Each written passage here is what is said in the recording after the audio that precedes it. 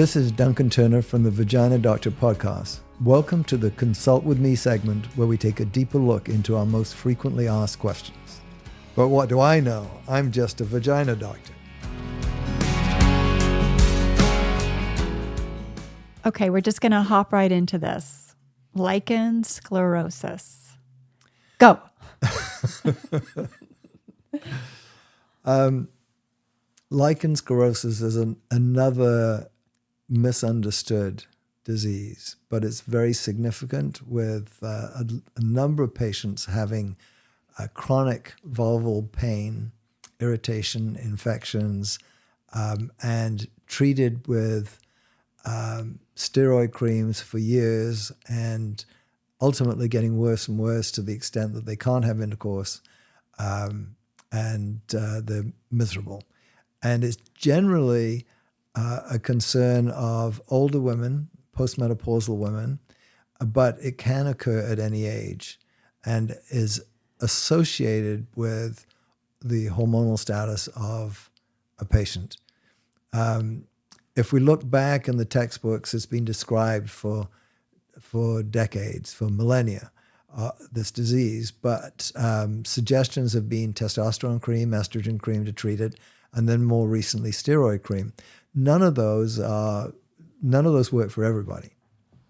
And so patients become very frustrated. They don't get a cure. They get temporary relief sometimes.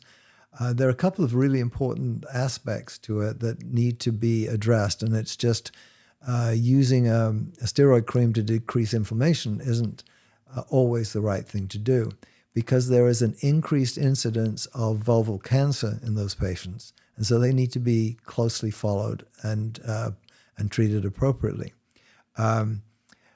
Some patients are inappropriately labeled as having lichen sclerosis. Yeah, so wait, let's go into what would be the beginning of lichen sclerosis, early stage lichen sclerosis. What would people be experiencing?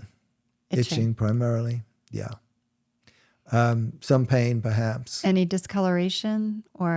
Yeah, but it's it's surprising how many people just don't look down there, and that is a telltale sign of lichen sclerosis if there's blanching or whitening of the tissue, loss of pigmentation, and some people don't have any symptoms other than that.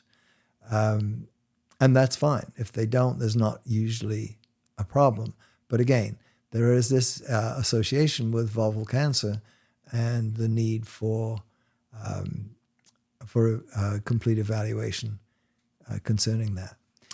Recently, there have been some studies showing that laser treatment or radiofrequency microneedling treatment to the areas that are affected has a very positive effect on diminishing symptoms and signs of lichen sclerosis. What about PRP? We get asked that question a lot, PRP.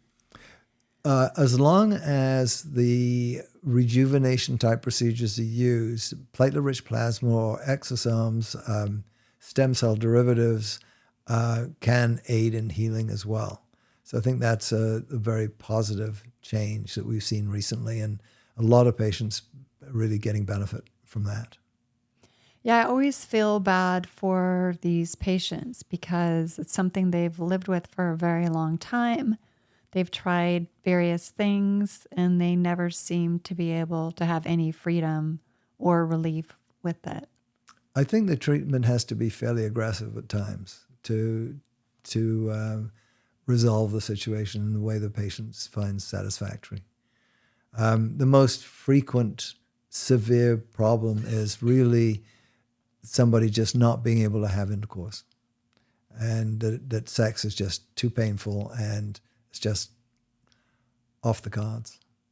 And then, so what do you do for those patients? Again, we would really recommend rejuvenation type procedures, and these need to be gently because you don't want to make things worse. But I encourage patients to see physicians that are familiar with this and treat appropriately and have all the tools to repeat. The whole idea of laser treatment of this is new. It's probably the last 5 to 8 years that's been an option.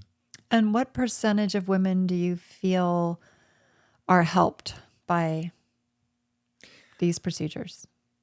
It's certainly better than 50% are helped with these procedures. And for some of them, it's ongoing. They'll benefit for a while and then need more treatment. But the treatments are pretty safe. And unfortunately, those treatments tend to be expensive because insurance often doesn't cover those Right. expenses. Okay, great. Well, thanks for chatting about lichen. And if you have any more questions, please talk to your GYN or you can message Duncan Turner.